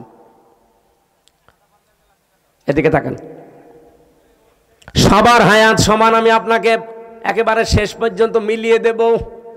আদম আলাইহিস সালামের পর থেকে দুনিয়ায় যারা এসেছে তারা 1000 বছর, 950 বছর এরকম হায়াত পেত, তারা ওই সময় থেকে চলে গেছে। এরপরে যারা আস্তে আস্তে সিরিয়ালে আসছে, 150 বছর, 200 বছর, 50, 60 বছর পরে পরে চলে যায়, নতুন মানুষ আসে। এই যারা চলে গেল ওরা কোথায় যাচ্ছে? এই যে হায়াত 5 প্রকার বললাম কেন? আল্লাহ পাক প্রথম হায়াত দিয়েছে আলমে আরওয়া, যেটা আমরা সবাই একসাথে ছিলাম। দ্বিতীয় হায়াতের নাম হচ্ছে আলমে বুতুন, যেটা মায়ের পেটে থাকা লাগে নির্ধারিত সময়, সর্বনিম্ন থাকা লাগে 6 মাস, সর্বোর্ধ্বে 10 মাস 10 দিন, ওটা একটা নির্ধারিত পিরায়। এরপরে আর একটা হায়াত আছে, তার নাম আলমে দুনিয়া, যেটা আমরা আছি এখন। এরপরে সামনে আরো 2টা বাকি আছে। একটা হচ্ছে আলমে বারজাখ, যেটা কবরের জগৎ বলে। অমিওয়ারাইহিম বারজাখুন ইলা ইয়াউমি ইউবআসুন, তোমাদের এরপরে একটা পর্দার আড়ালের জগৎ আসতেছে, তার নাম বারজাখ, কবর। এরপরে তোমাদের ওঠা লাগবে আলমে আখেরাত, আখেরাতের জগতে। কয়টা পেলাম জগৎ? বলেন বলেন। একটা অলরেডি পার হয়ে গেছে নাকি? 2টা পার হয়ে গেছে, একটা আলমে আরওয়া আর একটা আলমে বুতুন, মায়ের পেট। সামনে আর 2টা বাকি আছে, মাঝখানেরটায় আছি। আরে আগে 2টা গেলে পরে 2টা থাকলে মাঝখানেরটায় থাকা যায় না। এবার একেবারে কিয়ামতের আগের 5 দিন আগে যে লোকটা আসবে দুনিয়ায়, সেও তো মারা যাবে। কথা বলে না কেন? আদম নবীর পরে যে লোকটা দুনিয়ায় এসেছিল, সে 900 বছর মনে করেন ছিল। এই 900 বছর পরেই তো এখন তার আলমে বারজাখ শুরু হয়ে গেছে, কবরের জগৎ। আর কিয়ামতের 5 দিন আগে যে লোকটা আসবে, সেও তো কবরে 5 দিন থাকবে। এই যে আমি হায়াত সমান বললাম প্রত্যেকের, কেন বলেছি জানেন? আমরা তো সবাই একদিনই আদমের পিঠ থেকে বের হয়েছিলাম, কিন্তু আগে পরে আসার কারণে প্রত্যেকের কবরের জগৎ কিন্তু একই। হয়তো তারা আগে পাল্টিয়েছে, আমরা পরে আসতেছি। আমরা চলে যাওয়ার পরে যারা আসবে ওরা তো এখন ওই রকম কবরের জগতে আছে। বারজাখুন মানে কি? এই পর্দার আড়াল। এই যে পর্দা দেওয়া আছে, এর পেছনে যারা আছে ওরা সিরিয়াল করে আসবে, আমরা ওখানে চলে যাব। তাহলে পৃথিবীতে যত মানুষ এসেছে আসবে, এখন আছি, সবার হায়াত কিন্তু সমান। হয়তো দুনিয়ার হায়াতে একটু কম বেশি হয়, তাও 5 বছর, কেউ 10 বছর, কেউ 50-100 বছর, কিন্তু আলমে আখেরাতের যে জগৎ, বারজাখের জগৎ, আলমে যেটা ওই যে কি আরওয়ার জগৎ, রুহের জগৎ, এগুলো সবার জন্য সমান। এই 5টা হায়াত আল্লাহ আমাদেরকে দিয়ে বলেন কেন দিলাম? এই মাঝখানের হায়াতটা জানো, দুনিয়ার জগৎ যেটা, লিয়াবলুয়াকুম আইয়ুকুম আহসানু আমালা। আমি আল্লাহ দেখতে চাই তোমাদের ভেতরে এই ছোট্ট হায়াতে সবচাইতে ভালো কাজ কে করে আসতে পারো। আল্লাহ কি কাজ দেখতে চেয়েছেন? আল্লাহ আকসারু আমালা দেয়নি যে বেশি কাজ, না, আল্লাহ ভালো কাজ চাই। বিশ্বের অন্যান্য দেশে ঘুরলাম, তারা যতটুকু কাজ করে কাজটা ভালো করে, এজন্য টেকসই হয়। আমাদের দেশে কাজ বেশি হয়, কাজটা ভালো হয় না, এজন্য টেকসই হয় না। বঙ্গবন্ধু টানেলে এখনই পানি আরম্ভ হয়েছে। পরশু দিনও আমি আসলাম, চট্টগ্রামের বঙ্গবন্ধু টানেলের নিচ দিয়ে এখন পানি উঠতেছে বাম পাশ দিয়ে। 100 বছরের টার্গেট নিয়ে বানানো। এই যে পাবনা আর উপরের এই যে কি কি ব্রিজ যেন, এটা কত বছর চলছে বলেন? ওর নিজের মেয়াদ শেষ হয়ে গেছে, তারপরও যা সেইটাই আছে। আপনার তো কাজ আল্লাহ বেশি চাই না, দুনিয়ায় কাজ চাই, ভালো কাজ। কি চাই? আল্লাহ জানে আকসার আমালা দেয়নি যে বেশি বেশি কাজ করো না, কাজ আপনি অল্প করেন, কিন্তু কাজটা জানো। আরো জোর বলুন। আহসানু আমালার ব্যাখ্যায় আমি আর একটা জিনিস পেয়েছি।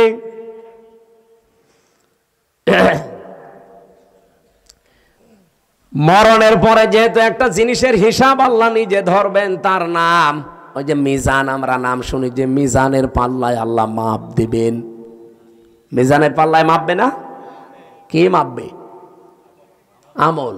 বলেন বলেন। আমল মানে কাজ। কে বলেছে আমল মানে নাকি? নেকির আলাদা শব্দ আছে, আর সাওয়াবুন মানে নেকি, আর আমল মানে। কিয়ামতের ময়দানে তাহলে আমল মাপ দেবে। আমল মানে আবার বলছি বাংলায়, বলেন বলেন, আর একবার বলেন ইংরেজিতে ওয়ার্ক। খুব ভালো করে এই বিষয়টা নিজের সিরিয়ালে মিলাবেন, আপনার জীবন পাল্টিয়ে যাবে। আল্লাহ বেশি কাজ চাইনি, ভালো কাজ চেয়েছে। কেন? যেহেতু মরণের পরে আপনার কাজ মাপা হবে। আমার এবার প্রশ্ন এই দুইজনের কাছে, আর এখানে যারা আছে আলেমরা তাদের কাছে। সারা জীবনই শুনে আসলাম যে কিয়ামতের দিন আল্লাহ মাপ দেবে আমল, কাজ। আর কি দিয়ে মাপবে? মিজানের পাল্লা দিয়ে। মিজানের পাল্লা মানে দাড়ি পাল্লা। এটা শুনিন? কিয়ামতে যে আল্লাহ মাপবে কিসের পাল্লায়? দাড়ি পাল্লায় মাপবে। কোরআন হাদিসে কোন জায়গায় পড়িয়েছেন যে দাড়ি পাল্লায় আল্লাহ মাপবে? আর আপনার কমন সেন্স নেই? এই যে এই স্টেজটা যদি এই ভাইকে বলি এটা একটু মেপে দেন, উনি দাড়ি পাল্লায় তুলে দেবে। এটা মাপার জন্য আলাদা একটা যন্ত্র আছে। কি দিয়ে মাপবে? ফিতা দিয়ে। এ কথা বলছেন না কেন? এই যে পানির বোতল দিয়েছিল, এখন যদি বলি ভাই পানিটা মেপে দেন, ফিতা দিয়ে মাপবে। কি দিয়ে? ওটা দাড়ি পাল্লা আছে, স্ক্যান আছে। আমার এখন জ্বর এসেছে, ওনারা যদি বলি ভাই মেপে দেন, পানির বোতল দিয়ে দেবে। কি দিয়ে? প্রত্যেকটা জিনিস দুনিয়াতে পরিমাপ করার যন্ত্র আছে। প্রতিটি জিনিস মাপ দেওয়ার আলাদা আলাদা যন্ত্র পাবেন, আর আলাদা আলাদা তাদের নামও আছে। এ পর্যন্ত বোঝেন কিনা? কিয়ামতের দিন যেহেতু আল্লাহ আমল মাপবে আমরা সবাই জানি, আর আমল মাপে দাড়ি পাল্লা দিয়ে যে 5 কেজি কাজ, কাজ কোনোদিন 5 কেজি হয়? তাহলে কি মাপবে? যেহেতু আমল আল্লাহ মাপ দেবে, এটা দাড়ি পাল্লা দিয়ে কেউ আমল মাপে না, কোনো পাগলও মাপে না। আমল বা কাজ, ওয়ার্ক, এটা মাপতে হয়, পরিমাপ করার আলাদা যন্ত্র আছে, তার নাম গুরুত্ব। কাজ মাপতে হয় গুরুত্বের ভিত্তিতে। আপনাকে নতুন শুনছেন? জীবনে কোনোদিন তাফসীর পড়েননি নাকি এইভাবে পড়েননি? কিয়ামতের দিন আল্লাহ মাপ দেবে, আমরা সারা জীবন শুনে আসছি আমল, আর মাপ দেবে কিসে? মিজানের পাল্লায়। মিজান মানে যত তাফসীর আছে, যত অভিধান আছে আরবি পৃথিবীতে যত আছে নিয়ে আসেন, কোন জায়গায় মিজান মানে দাড়ি পাল্লা লিখা আছে? আছে মিজান মানে মানদণ্ড, মিজান মানে ন্যায় বিচারের প্রতীক। এই জন্য হাইকোর্টে দেখেন সরকার একটা দাড়ি পাল্লা টাঙিয়ে রেখেছে, দেখেননি? হাইকোর্টে যেয়েছেন কোনোদিন? দাড়ি পাল্লা টাঙানো আছে। ও দাড়ি পাল্লা মানে কি? জামাত ইসলামের দাড়ি পাল্লা না। সরকার দেশের মানুষকে বোঝাতে চায় যে বাংলাদেশের কোন জায়গায় যদি ন্যায় বিচার না পাও, এই হাইকোর্টে আসলে ন্যায় বিচার পাবে। এই দেখো তার প্রতীক, দাড়ি পাল্লা দিয়ে দুই দিকে পাল্লা, একটাকে একদিকে ঝোলা আছে, সমান্তরাল করা, একেবারে সমান সমান। এখানে এসে ন্যায় বিচার পাবা, এটা ন্যায় বিচারের প্রতীক। কোরআনে কারিমে আল্লাহ এরকম একটা আয়াত দিয়েছেন সূরা হাদীদের 25 নম্বর আয়াত, লাকাদ আরসালনা রুসুলানা বিল বাজ্জিনাত ওয়া আনসালনা মাআহুমুল কিতাবা ওয়াল মিজান লিয়াকুমান নাসু বিল কিসতি। এখানে তিনটা বিষয় আছে। অবশ্যই আমি দুনিয়াতে রাসূল পাঠিয়েছি, এক নম্বরে। দুই নম্বরে তাদের সাথে মিজান দিয়েছি। মিজান মানে মানদণ্ড, ন্যায় বিচার করার জন্য মানুষের ভেতরে মানদণ্ড কি হবে সেটা আমি দিয়েছি, তার নাম কি? তাহলে এখানে মিজান মানে মানদণ্ড, ন্যায় বিচারের একটা পথিকের নাম মিজান।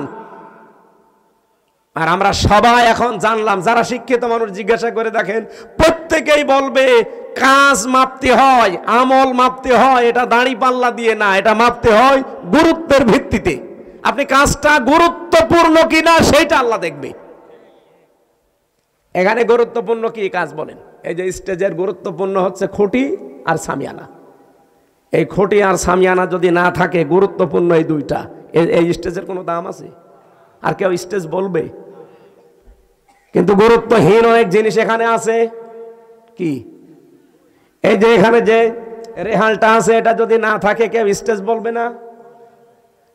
এই যে মাইকটা আছে, এই টেবিলটা আছে, এখানে যে সামিয়ানা দিয়ে রেখেছেন সুন্দর করে, যে লাল কার্পেট, এগুলো যদি না থাকে, ফুল দিয়েছেন, লাইট দিয়েছেন, বলেন তো এগুলো গুরুত্বপূর্ণ না গুরুত্বহীন? এত সহজ করে বাংলা ভাষায় বোঝানোর পরেও যদি না বুঝে, আমার মনে হয় আপনাদের কোরআন শরীফ বুখারী শরীফ দেওয়ার হবে না, এখন বাকারি শরীফ লাগবে। তাছাড়া কিভাবে বলবো বলেন তো? সারা জীবন কি শুনে আসলো যে কিয়ামতের দিন মিজানের পাল্লায় আমল মাপবে। আমল মানে কাজ। এই কেজি, এইদিকে 5 কেজি গোনা তুলে দেবে, এইদিকে 6 কেজি নেকি তুলে দেবে, একদিকে ভার হয়ে যাবে, জান্নাতে চলে যাবে। আরে ভাই, আমল কাজ মাপে মানুষ দাড়ি পাল্লা দিয়ে? কোনো পাগলে বিশ্বাস করবে?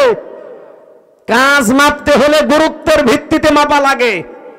আমি এই ভাইকে বললাম, ভাই কুষ্টিয়ায় যান, এই কাজটা করে আসেন। বিকালে বেলা দেখে উনি কাজে না যেয়ে ওই নাটোরের মোড়ে মার্বেল খেলছে। আমার কথার গুরুত্ব দিয়েছে?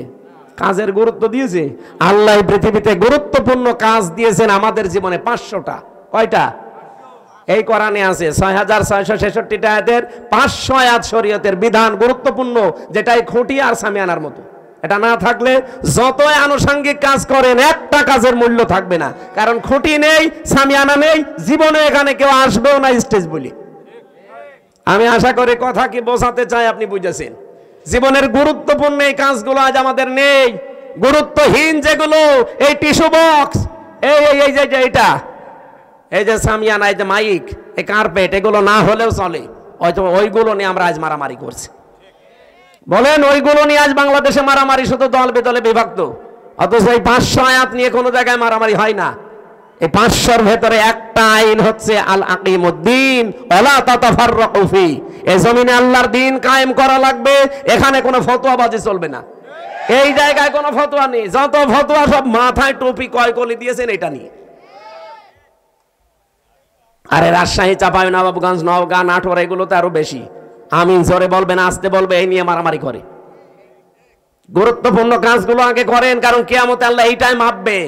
মানুষের কাজ মাপতে হয়, আমল মাপতে হয় গুরুত্ব কি, গুরুত্বর সাথে। গুরুত্বহীন না গুরুত্বপূর্ণ, এইটা আল্লাহ দেখবে। আল্লাহ আমাদেরকে যেহেতু গুরুত্বপূর্ণ কাজ করার জন্য 4টা বিষয় আমি এখানে পেয়েছি। কোন কাজ আপনি আমি ভালো মনে করলে হবে না, এটার জন্য শর্ত 4টা। কাজটা ভালো কিনা শর্ত কয়টা? 1 নম্বরে কাজের জন্য জ্ঞান থাকা লাগবে, যেটা আমরা আরবিতে এলেম বলি। যে কোনো কাজ হাতে নেওয়ার আগে দেখতে হবে ওই বিষয়ে লোকটা জ্ঞানী কিনা।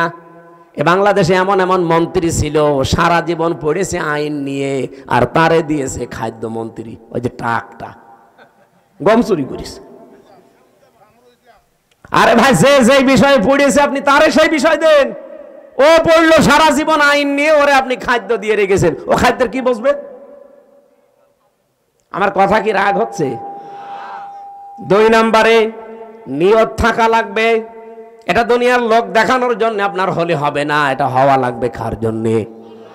এই জন্য যারা কালেমা পড়েন লা ইলাহা ইল্লাল্লাহ, তাদেরকে আল্লাহ শিখিয়েছেন, তুই বল কুল ইন্না সলাতি ওয়া নুসুকি ওয়া মাহইয়ায়া ওয়া মামাতি লিল্লাহি রাব্বিল আলামিন। সূরা আনআম 8 নম্বর পারা 9 নম্বর পৃষ্ঠা 9 নম্বর লাইনের 163 নম্বর আয়াতে আছে তাফসিরে ফি জিলালিল কোরআন। আল্লাহ বলেন, নবী আপনি বলেন আমার নামাজ, আমার কোরবানি, আমার বেঁচে থাকা, আমার মরে যাওয়া দুনিয়ার কারো জন্য না, সব আমি আল্লাহর জন্য করি। নিয়তটা পাকাপাকি করা লাগবে, লোক দেখানোর জন্য করলে হবে না ভালো কাজ। 3 নম্বরে ধৈর্য লাগবে। কি লাগবে? আর এখন মুসলমানদের সবচাইতে বড় সম্পদ এখন পৃথিবীতে এইটা, ধৈর্য ধারণ করা লাগবে। বাংলাদেশে অনেক ষড়যন্ত্র চলছে বিভিন্ন কায়দায়, ধৈর্য ছাড়া এখন আর উপায় নেই। আমি ষড়যন্ত্রের নামগুলো বলতে পারলাম না। 4 নম্বরে ইখলাস লাগবে। কি লাগবে? যতগুলো তথ্য এখানে আমি লিখেছি, এটা যদি একটা একটা করে সিরিয়াল করে বলতে যায়, এখন তো 11:30, এত রাত পর্যন্ত কথা বলাও ঠিক না। আর কিছুক্ষণ পরে তাহাজ্জুদের নামাজ, ফজরের নামাজ। জেলে বসে যে কিছু নোট করেছিলাম, বাইরে এসে করেছি, সেগুলো দিয়ে মেয়েদের এই যে সাংসারিক জীবনে অশান্তি কেন, দাম্পত্য জীবনের কলহ এবং তার সমাধান কি করে করা লাগে আমি লিখেছিলাম। ওইটা কোথায় পাওয়া যায় জানি না, ওই গাড়িতে আছে মাদ্রাসায়। আপনারা যাওয়ার সময় মেয়ের জন্য বর জন্য নিয়ে পড়াবেন। পোড়াটা 120 পৃষ্ঠা লিখেছি। আমার মনে হয় পোড়াটা যদি মেয়ে, বউ, শাশুড়ি এগুলো পড়ে, পরিবারের শান্তি আসবে।